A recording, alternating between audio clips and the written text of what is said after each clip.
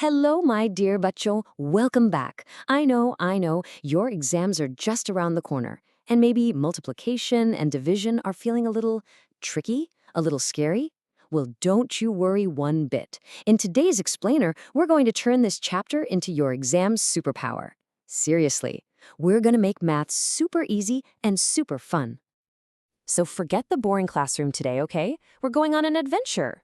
Chalo, let's join our friends Amala, Rahi, and Farzan on a really exciting trip to the Transport Museum. And guess what? There are some math mysteries just waiting for us to solve them. So, are you ready? Let's dive right in. Okay, here we are, our very first stop, the toy train. Wow, look at it. Our friends are super excited, but oops, they've spotted a math problem. Of course they have. So are you ready to help them solve it? Let's go! Right, so here's the challenge. The train has 15 coaches, and each coach can seat 14 children. So how many children can travel in total? That means we have to calculate 15 times 14. Now, I know what you're thinking. Oh no, that looks like a big, tricky multiplication, right? But what if I told you there's a super simple way to solve it? Listen closely. You don't have to worry about big numbers ever again, because we have a secret trick. It's a little math hack, like the ones you see on YouTube. All the smart students use it, and it's called splitting. It's amazing. It makes big, scary problems small and easy. So how does this magic work? It's as easy as 1, 2, 3. Really. Step 1, we take 15 and we split it into 10 and 5. Easy, right? Step 2, we take 14 and split it into 10 and 4. And step 3, now we just multiply these small, friendly parts in a simple grid. Come on, let me show you how it's done. Just look at this. This simple grid makes everything so easy. We just multiply the numbers for each box. Okay, let's do it together. 10 times 10, that's 100. 10 times 4 is 40. Easy. Now the bottom row. 5 times 10 is 50, and 5 times 4 is 20. See what we did? Instead of one big, scary multiplication, we just did 4 tiny ones that we can practically do in our heads. And now, for the final step, we just add up all the numbers from our grid. So that's 100 plus 40 plus 50 plus 20, and what do we get? We get 210. Fantastic! That means 210 children can travel on the toy train. Yes, we solved our first mystery! You guys are doing a great job. Now, are you ready for our next trick? Because this one is like actual magic. It's going to save you so much time in your exams. Get ready for the magic of zeros. Okay, the rule is so simple, you're going to love it. Look here. We all know anything multiplied by 1 is just the number itself, right? So 42 times 1 is 42. But when you multiply by 10, you just take that same number and pop a 0 on the end. So 42 times 10 becomes 420. That's it. It's literally that easy. Okay, time for a quick exam question. Ready? If multiplying by 10 means adding 1 0, what do you think we do when we multiply by 100? So what is 65 times 100? Come on, think fast, think fast. Yes, you got it. It's 6,500. 6,500. Since 100 has 2 zeros, we just add 2 zeros at the end of the number. It's a brilliant trick, isn't it? This is going to make your calculations so much faster in the exam. Wow, you are all doing so well. I'm so proud of you. Okay, let's head to our next stop in the museum, the airplane section. Now, get ready because we're about to face a much bigger problem. But don't you worry, we'll solve it together just like pros.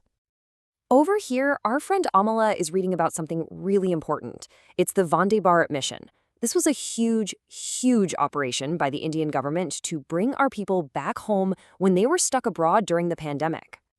And look, this is what the sign says. In the first week, 64 flights carried 152 people each. So our next maths mystery is to figure out the total number of people who came back home on those flights. Okay, so the calculation is 64 times 152. Wow. That looks like a really huge number, right? A little bit scary? But hey, you know those fast maths videos you see on Instagram and YouTube Shorts? The secret is the exact same splitting method we just learned. So don't worry, we'll just split it. See? We just make our grid a little bit bigger. No problem. We split 64 into 60 and 4, and 152 into 100, 50, and 2. Now we just fill in the boxes. 60 times 100, that's 6,000. 60 times 50, 3,000. See how our magic of zeros trick is helping us with these big numbers? It makes them so easy. All right, now we just add up all the numbers in the grid, and we get the grand total, drumroll please, 9,728 people. 9,728. That's how many people were brought home. You see? Even the biggest, most difficult problems are just a bunch of small, easy problems put together. Excellent, excellent work on multiplication, everyone. Now, let's switch gears a little bit. For our next exhibit, we're going all the way to beautiful Kerala to see the famous, majestic snake boats. And here, we're going to tackle a division problem. So, our friend Farzan has found out something interesting. For a big race, there are 960 people all ready to go.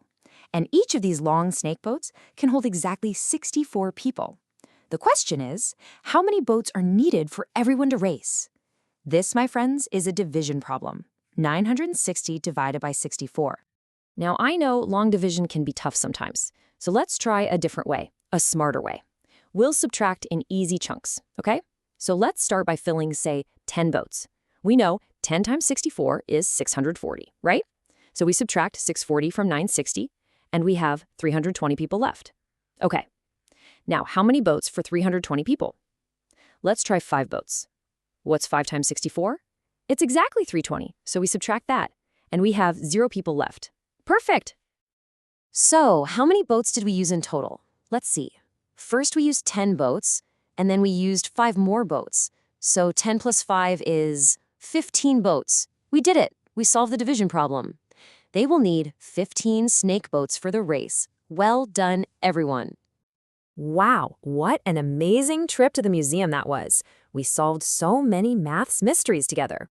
Now, before we leave, let's do something important. Let's quickly collect our souvenirs. These are the most important tricks and takeaways that you need to remember for your exam. All right, let's do a super quick revision. Ready? First, the magic of zeros. Multiply by 10, add 1 0. Multiply by 100, add 2 zeros. Easy. Second, split like a pro. Break big, scary numbers into smaller, friendly parts. Third, use the grid. It's your best friend to make sure you don't miss any parts. And finally, division is just subtraction. You can solve big division problems by subtracting in easy, manageable chunks. And now, it's your turn. I have a challenge question for you. A train has 24 coaches, and each coach carries 72 passengers. Can you tell me how many people can travel on this train? Use our splitting and grid method and tell me your answer in the comments below. I can't wait to see all your solutions. All the very best for your exams, my dear students. You are going to do great.